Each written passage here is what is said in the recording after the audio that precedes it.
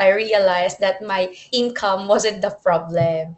It was actually how I managed my income. Isa lang yung income stream ko, pero I was able to achieve one of my goals, which is to buy a car. Nakaka-stress siya na maghahanap ng iba't ibang mga side hustles kasabay nung trabaho na meron ako ngayon. Pero ngayon, sobrang chill ko na. Nararamdaman ko na may financial freedom na ako sa sarili ko eh. I would tell them to invest in your coaching program kasi it is one of the best decisions that they could make. Sustainable yung coaching program. Magagamit mo siya in the long run. That's why it's really worth it. I highly recommend mag-try kayo na mag-invest sa sarili nyo. This is an investment, guys. Kung sa ibang bagay nag-i-invest tayo, bakit sa sarili natin, di ba? And this is for long term.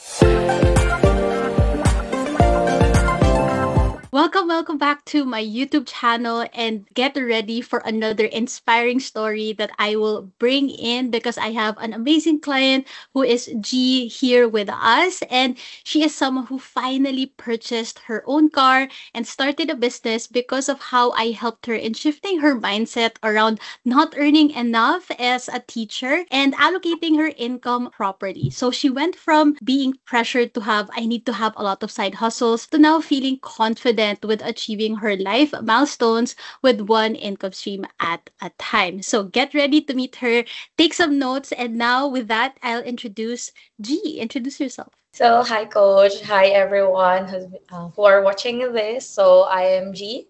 And just like what Coach said, I am a teacher. And before I met her through TikTok, so that's the time that I feel pressured or I have this goal in mind na that I want to buy something. And then I believe that I am saving enough or I have enough. However, I wasn't able to identify really what to do with my money by that time. That's why I watch her videos in TikTok, in YouTube. I literally binge watch all of her videos. That's when I decided that I have to have that assessment call with her so that I would be able to know if my values aligns with her. So, yeah. Yeah. Nakakatawa. Imagine mo from binge watching my YouTube videos, oh, ayan ka na. Ikaw na isa sa mga videos sa ibibinge watch ng ibang tao. Right now, I'm here na, guys. So, one of my wins for this month. Yeah, oo, totoo. As in, guys, nung narinig ko yung mga wins at saka yung mga successes ni G after our coaching, sabi ko, kailangan ko siyang dalhin sa channel kasi if siya nagawa niya, ibig sabihin, madami ring possible sa inyo. So, with that, gusto ko i-cover para maintindihan ng mga tao, like, okay, saan ka ba nagsimula and what got you to where you are now? So, tell us, what was it like handling your finances when you were trying to do it on your own? Tapos, what was the point that made you realize na, okay, I need a coach to guide me? Handling my finances on my own felt confusing and directionless. So I often found myself saving a chunk of my salary to my savings without identifying or without knowing what it was really for. So that's the time that I realized that I needed a guidance or rather a coach to help me align or identify my goals with my savings. So, yun ako before. So, talagang I have this financial system that I created on my own, which takes too much of my time and somehow parang hindi siya pang long term kasi it is hard to do it for example, if I have so much things to do, it will take 1 hour pa for me to do that financial system that I've created way back pa. That's why nung napanood ko si coach with yon sa mga videos niya, that's the time that I realized I needed a guidance because I believe that I have to invest in myself also. So, maganda kasi na mag-invest ka sa sarili mo talaga. Lalo na kung pang long term naman, hindi dapat pang hinayangan yung mga ganong bagay. So, ayun. And also, isa pa talaga sa nakapag-encourage talaga sa akin na mag-seek ng help kay coach is that, sabi nga, doing it on my own, diba? So, parang ako lang yung gumagawa sa sarili ko nung financial system na yon, and that mindset, I cannot share it with anyone because I'm not sharing sharing it with the people na the same ng mindset ko. So, nung nalaman ko na meron din si coach na parang community call dun sa program niya, so, isa yun sa mga nagbigay sa akin ng go signal to do it because I want to surround myself with the people na the same ng mindset na kagaya ko. Totoo. Ay, alam mo yung sabi mo about long term, yung na-realize mo na, okay, parang ayokong gawin yung finances ko ng 1 hour. Parang it takes so much time nga, sabi mo na you were thinking about, do I really see myself doing this long term na ganito na lang palagi? And we don't even realize na 1 hour na yon, it takes so much of our energy, our time, our resources, na we could be doing something more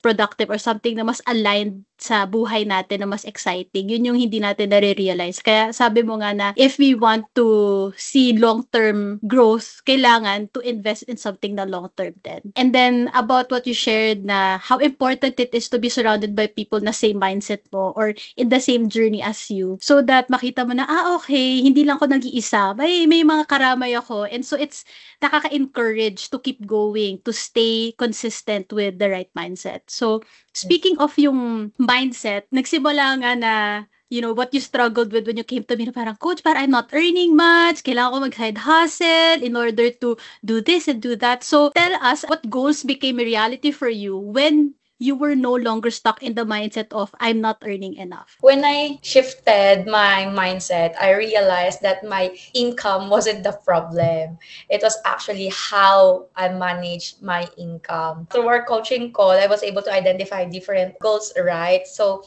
one of my goals is to buy a car. And during our call, kung na-remember ko siya ng tama, ang span sa pag-buy ko ng car is around 6 months or a year pa after nung coaching natin. Something like that. Because I have to save money for my down payment. Because I am eyeing for a car that is like 1 million yung cost and I want to have a down payment like 40% nung total cost niya. Tapos, para ma-earn ko yon, it would take, syempre, ilang months pa, di ba? Kasi I have to save up for that. Pero, through our coaching call, I was able to buy it agad. I mean, hindi pa natatapos yung coaching call natin, right? Nabili ko na siya, na-purchase ko na siya. I was able to take that goal, one of my goals, nang hindi pa natatapos yung coaching call natin because I was able to identify the purpose of buying the car. And ayun, ang daming limiting beliefs, ang dami kong na-realize na okay, yung una kong car na inaay ko,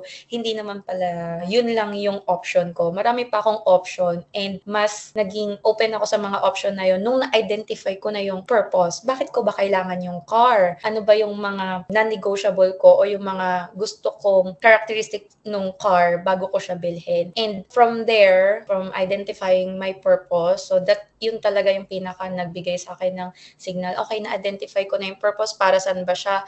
Ano yung mga kailangan ko? Saan ko ba gagamitin to? And may isang car na or model na nakapag-tick off ng lahat ng mga checklist ko sa yung mga gusto ko, characteristic nung car. And ayun, yun pala yung para sa akin na car talaga at hindi yung unang car na inaay ko kasi I realized that the first car that I've been eyeing is a car na hindi naman totally yung para sa akin because I just thought of that car because someone says that, okay, you should buy this car. Okay, maganda yan. Galing, yan yung bilihin mo. Okay, ang ganda mo, tignan dyan, maangas, whatsoever. Pero hindi naman yun yung purpose ko for buying a car, di ba?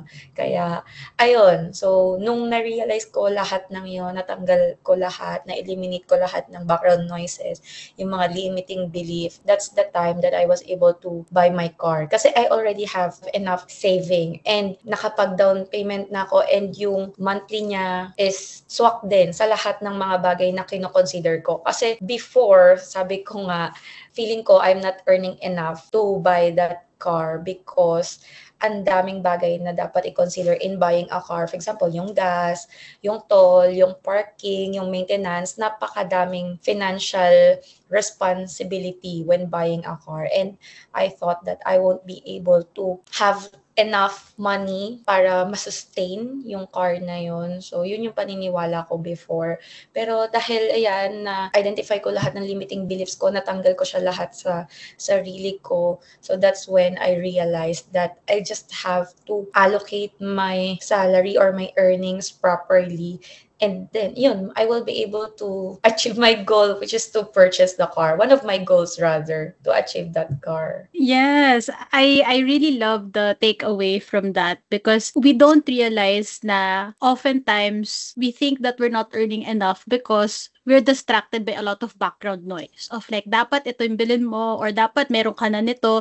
And so hindi talaga nagiging enough kasi napapasway tayo sa mga sinasabi ng iba. So tuloy naisip natin ay hindi nga enough kasi lagi gumagalaw yung benchmark kung ano yung enough versus yung sabi mo nga nung na-identify ko yung purpose ng gusto ko, ano ba talaga yung magbe-benefit sa buhay ko, mas na-align natin yung salary mo, yung pag-plan natin ng finances mo to that so that you are confident na masusustain mo siya and in the same way, alam mo na purposeful siya sa life na gusto mo. And also what you said about yung limiting beliefs, parang hand in hand talaga siya nangyari na kinailangan in-understand mo muna, ano ba yung mga rason ko bakit takot akong gamitin yung savings ko to buy the car, bakit ba nag-hesitate ako bilhin yan. After nun, doon natin nalaman kung ano talaga yung nagbablock sa mindset mo. Tapos after nun, madali na lang pala, kaya na pala ng salary mo, ng Yeah. savings mo. So talagang nakita ko talaga yung shift sa'yo. Like, okay coach, bilhin ko na. Parang gano'n, sige go. Parang, sige, balitaan mo ako. Ganyan. Biglang next coaching Okay. ko, sabi niya, coach, nabili ko na. Ito na.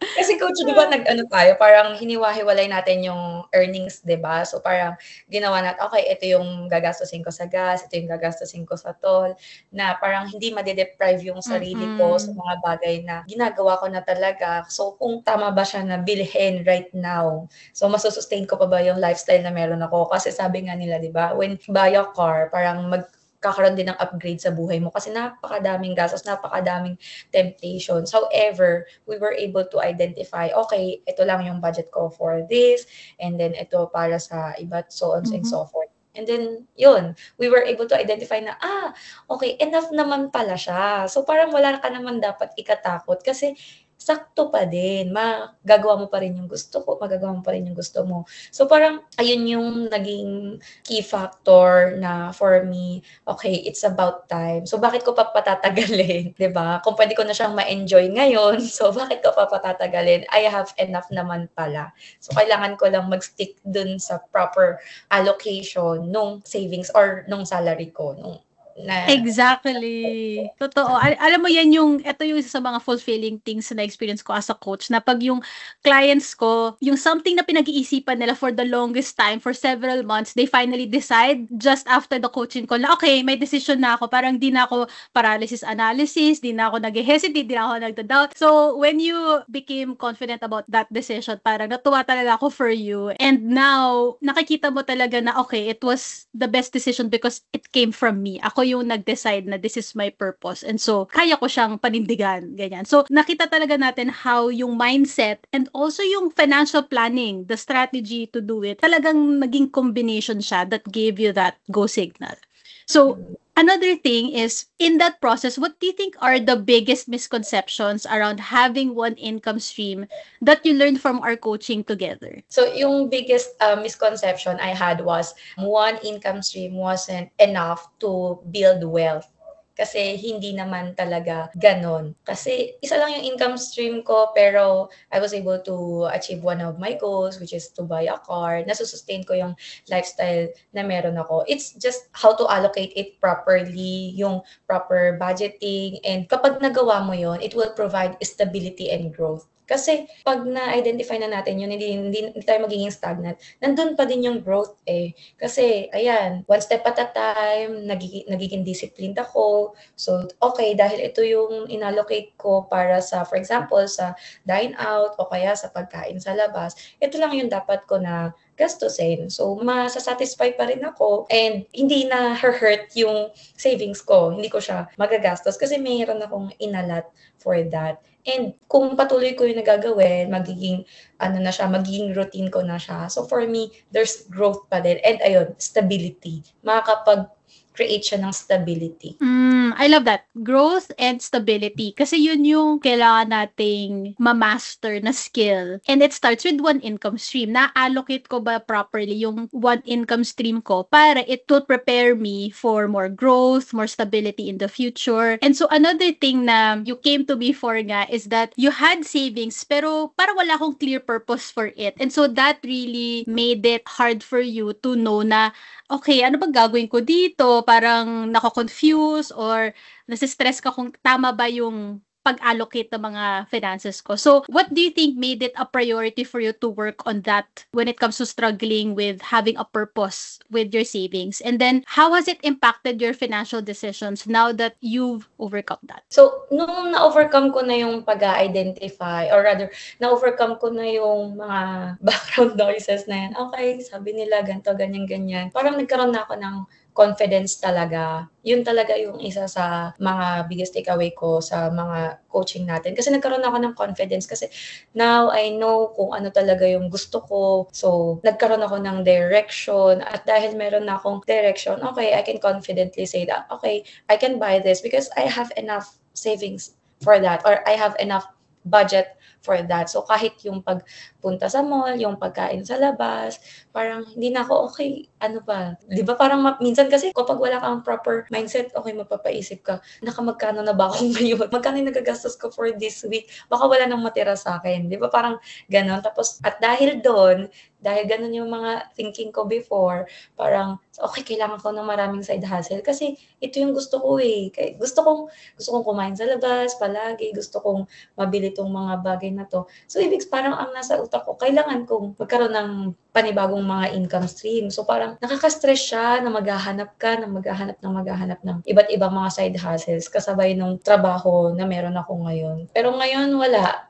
Sobrang chill ko na. Sobrang chill ko lang, coach. For example, di ba, may work ako, may work ako, tapos pag uwi ko sa bahay, parang may routine na lang ako na sinusundan, 7 a.m. to 3 p.m. sa school, tapos mga 4 na sa bahay pahinga. After ko palang ma-master yung job ko, meron akong side hustle. Pero hindi ibig sabihin nun na kaya ako nagsa-side hustle kasi kailangan ko ng pera. Parang add-on lang siya, kasi ginagawa ko siya, nag-e-enjoy ako. So parang ganon, ini-enjoy ko lang yung process. And hindi ako na-burn out kasi saglit ko lang naman siya ginagawa. At least nagkakaroon ako ng pera, tapos parang it would take me mga 10 minutes lang, tapos mag-post lang ako, and then, ayun na, hintayin ko na lang na magkaroon ako ng income, di ba? Parang ganun. So, hindi na ako masyadong na-stress, okay, kailangan ko magkaroon ng maraming side hustle. Unlike before, ganun talaga ginagawa ko, coach. Naghahanap talaga ako ng maraming mga pagkakakitaan online kasi yun yung feeling ko na mag-aalay or rather, magiging swak sa trabaho na meron ako ngayon. Kailangan ko ng online na income stream. So, hanap talaga. Tapos, sobrang nakaka-stress siya. Parang nakaka-drain. Pero ngayon, parang wala. Hindi naman na. Super chill lang talaga ako ngayon. So, parang gano'n. Yes! Gusto ko yon. And isn't that the goal in life is that maging chill tayo. Hindi tayo laging stressed, always thinking about the next thing, the next side hustle. Kasi, balik ako yung sinabi mo na, nung naging clear ka sa direction mo in your life, nagkaroon ka rin ng clear direction kung saan mapupunta yung pera mo. Yun yung misconception is na magkahiwalay yun. Pero the reality is, nung naging clear ka sa gusto mo, naging mas disciplined ka rin kung saan pupunta yung finances mo. And that's exactly what happened with your income stream as a teacher. And then, yun yung nangyari sa'yo na because contented ka sa income stream mo na, okay, kaya ko sustain yung car, kaya ko sustain yung mga eating out ko, kaya ko i-allocate ng maayos yung pera ko. Because of that chill mindset, doon ka na-excite na, okay, parang madami akong time, parang may gusto lang akong gawin for fun. Yeah, And that's what got you started in this business that you started. And yun yung difference kapag you start a business from joy versus stress. Yes. Diba? Magkaiba na parang dati, nung ginagawa siya out of stress, parang, parang dami kailangan gawin, tapos parang gulo-gulo, nakaka-overwhelm. Versus nung dahil chill ka, contented ka, parang happy bonus na lang, happy extra na lang yung na-start mong business. And because na-start mo siya ng ganun, parang natutuwa ka na, ay, ang galing, nangyayari to versus kailangan mo mag-hustle, kailangan ma-pressure ka, kailangan, ganyan. Yung parang punishment, ganyan. And so, ikwento mo, like, mag-segue tayo tayo doon na because you were no longer stressed about just having one income stream, how do you think that helped you in having the courage in starting a business and taking action on it? Kwento mo yung thought process mo na nakarating ka dyan. So, kasi coach, di ba nga, sabi ko, after nung coaching call natin, so okay, ayan, chill na. Kasi nga, meron akong financial system na fina-follow. So, ang bilis ko lang na siya matapos, di ba? Tapos, parang pina-practice ko siya na, parang ganun, pina-practice ko na lang siya na gawin. So, parang, nagkaroon ako ng maraming time. So, chill lang ako. Tapos, may isang moment na, okay, kailangan ko na mag-start naman para sa isa kong pang goal. Kasi na-tick ko na yung first goal. Di ba? Parang meron akong goal for this year. Tapos nabawasan ko na ng isang goal. Tapos sabi ko, okay, mag-start na ako dun sa pangalawa kong goal, which is yung sa business. Tapos sa business, yung business na yon, sabi, okay, pag-aaralan ko siya, ganyan. Pero parang napunta ako sa ibang way. Parang ganon. Parang napunta ako sa pagti-TikTok. Kasi nga, okay, parang tumambay ako sa TikTok. Tapos na-realize ko, I have to be productive, ganyan. Tapos may isang moment doon na nakuha yung attention ko na, okay, parang maganda tong business na to or yung pagti-TikTok affiliate kasi magpo-post lang naman ako. Tapos yung post ko, hahayaan ko lang siya dyan. Kung magkaroon ng maraming views, edi magkaka-sales ako, magkakaroon ako ng income. Tapos yun, dun ko na siya tinry. Tapos ginawa ko na siya parang without pressure talaga. Parang everyday excited lang ako na ganyan. Tapos yung first video na in-upload ko doon, sa unang araw na nag-upload ako doon, parang nagkaroon na siya ng sales. So parang, okay, ang saya. Sobrang excited. Tapos, okay, nagkaroon na ako ng isang sale, ganyan. Tapos nadagdagan. Parang everyday nagkakaroon ako ng sale. Tapos, that what kept me motivated talaga in doing that or in pursuing that business kasabay nung work ko ngayon. Kasi hindi siya drain ng energy kasi hindi naman sobrang haba ng oras na kinakailangan ko para magawa yon. And ang kinakasaya ko pa doon is because yung binibenta ko doon is about dun sa car na binili ko. So parang okay, o diba? Sabi ko, may isa pa palang purpose yung car bukod sa paghahatid niya sa akin sa mula bahay hanggang school.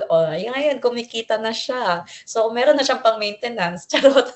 Pero, kung may iba akong gustong gastusin or i-upgrade dun sa car, diba? At least, makukuha ko dun sa pagti-TikTok affiliate. May nadagdag pa sa income ko. Parang ang saya nung journey. Tapos, yung pagti-TikTok affiliate nga, hindi naman siya sobrang layo dun sa second goal ko, which is yung pag-open ng engraving business.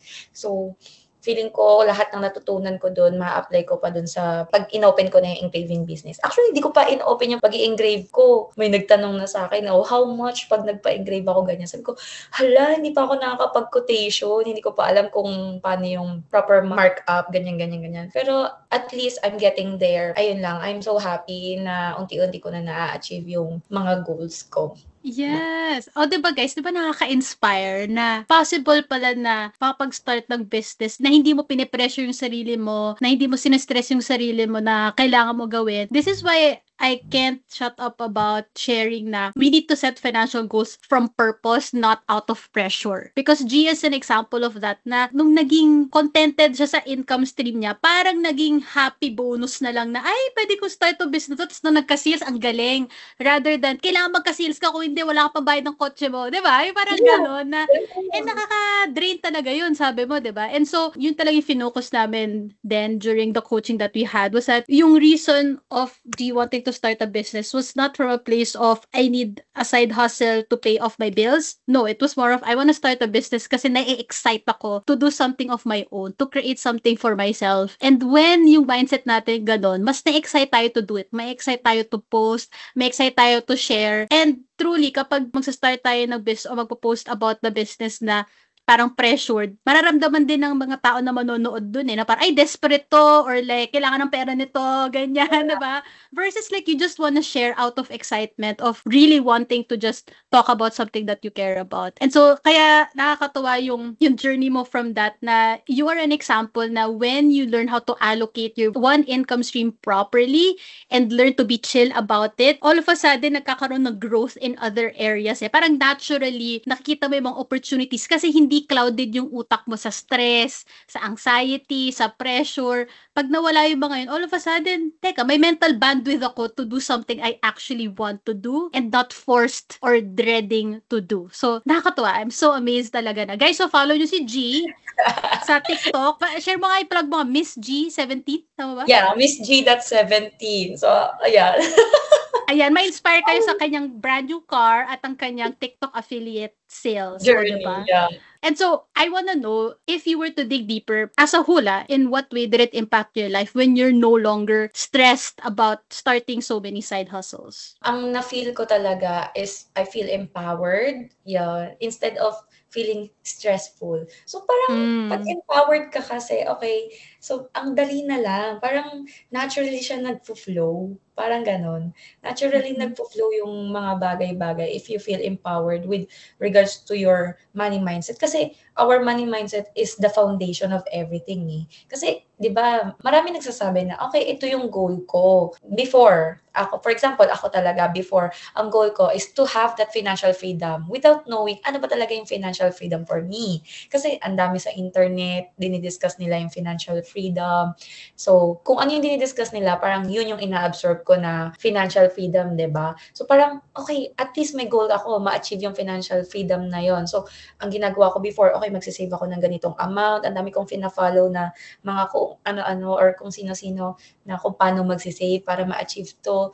Tapos parang based on that, ma-achieve ko pa siya after mga ganitong years. In 5 years, ito na yung magiging savings ko. In 10 years, ganito na yung magiging savings ko. So parang for me, by that time siguro, financially free na ako. Parang ganun. Doon ko na makakamit yung financial security. Pero hindi pala siya ganun. Parang yun yung isa sa mga natutunan ko. Parang hindi siya technically na ganun. Kasi for us to have that financial freedom, nandun talaga yung pag-identify kung ano yung goal natin. Kasi hindi pwedeng, alam mo lang or gusto mo lang na ma-reach yung financial freedom na yun. Pero wala kang goal. Parang ganun ako before eh. Yun yung goal ko mismo, yung ma-achieve yung financial freedom. Ang nangyari, coach, nag-hoard ng savings ko. Parang ganun. Nag-hoard ako. Pero wala akong definite na goal. Parang directionless. There's no clear plan and there's no clear purpose.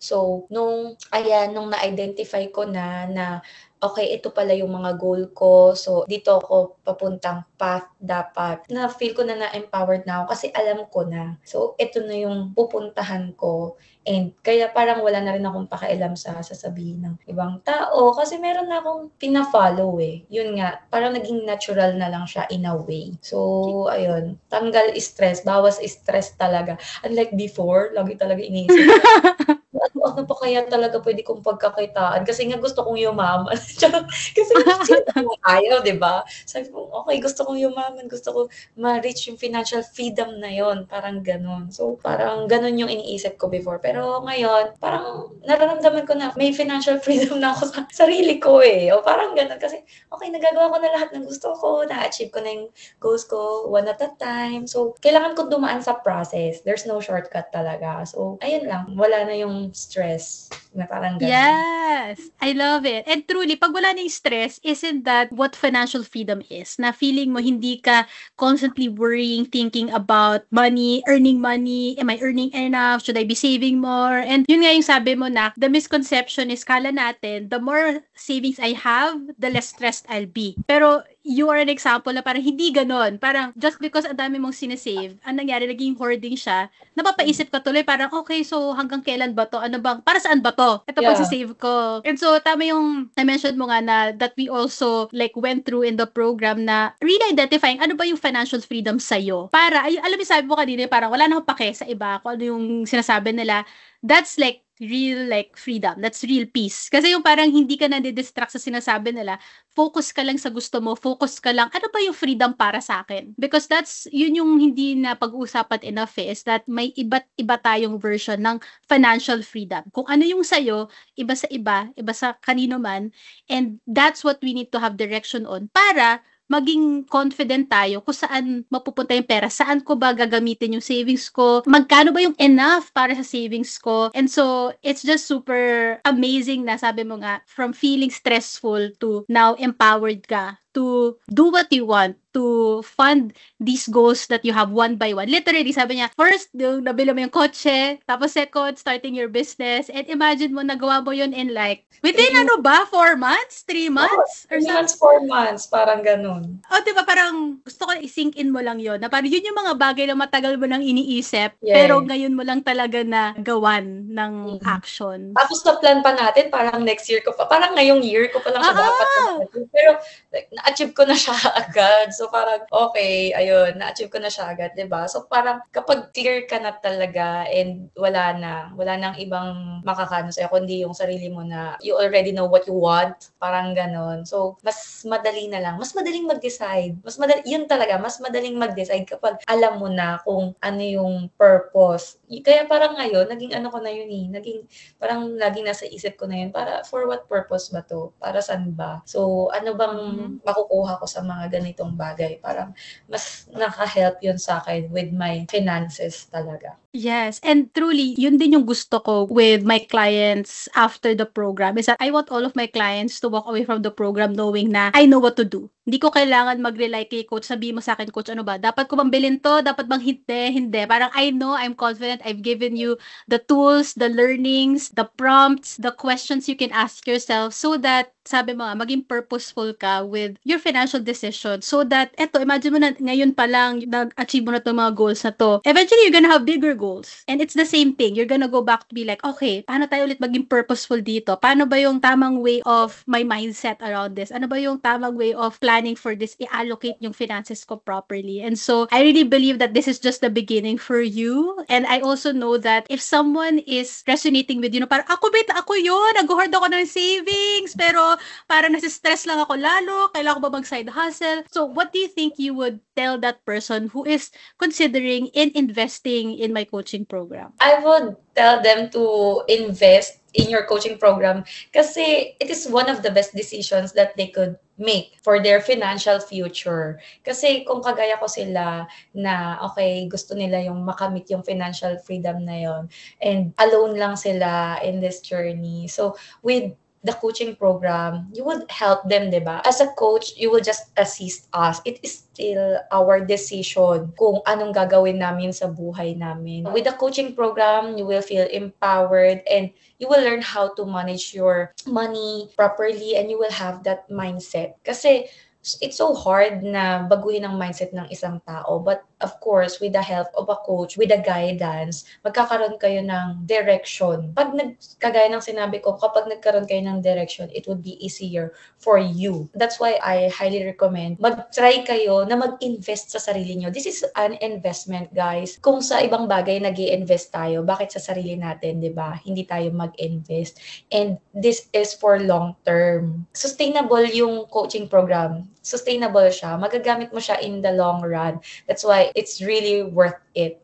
So, kung kagaya ko kayo na nafe-feel nyo na stuck na din kayo and parang nag-hoard na rin kayo, may savings kayo pero wala kayong direction and you needed guidance, you might as well try to enroll in the coaching program para maranasan nyo din kung paano nag-shift yung mga mindset namin ng mga students ni Coach or mga client ni Coach. And ayun, so parang it would be an exciting journey for you to discover. I love it! I'm so happy. Like, alam mo, natutuwa ako sa'yo kasi seeing your growth. It's like, I can still remember how it was like talking to you from day one. Na parang, coach, wala akong vision, wala akong direction, ano ba gagawin ko? And then now hearing you is just, I feel so proud that you get to be that person now to someone and be like, teka lang, parang gusto ko din yon. Parang I also wanna be that person na may clear direction at hindi na stressed sa finances niya. And I just know someone is listening to this and feeling inspired by what you went through and where you are now. And so, share with the people anong mga updates ang balak mo sa TikTok mo para follow ka nila.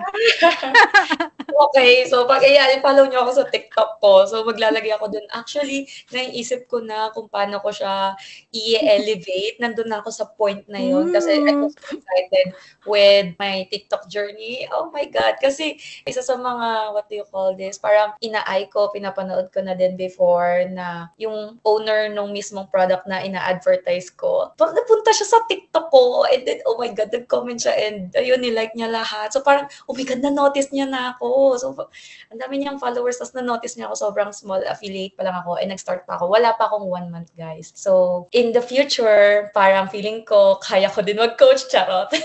Go! Dun sa journey na yun, kasi gusto ko siyang i-share, gusto ko maka-inspire din ng ibang tao and to help yung mga small TikTok affiliate din to grow their business and to have the same mindset as me. Parang yun yung gusto ko na i-impart sa ibang mga tao. So, ayun. So, kung gusto nyo ma-inspire din sa akin, follow nyo lang din ako sa TikTok. Yeah! O, diba? And alam mo, this makes me so happy because I started coaching because I wanted to create that ripple effect. And seeing you now and be like, you're gonna inspire someone because you went through the program and it's gonna create that ripple effect to people because you decided to invest in yourself. You decided na, okay, I'm gonna go after what I want and kung ano yung gusto ko. And so, I'm so excited for ano pa yung mga pag-elevate mo sa TikTok mo. And thanks so much for your time and being here, sharing your story. And I'll see you sa next natin, community support call. Okay, thank you, Coach. Thank you, thank Bye-bye! you.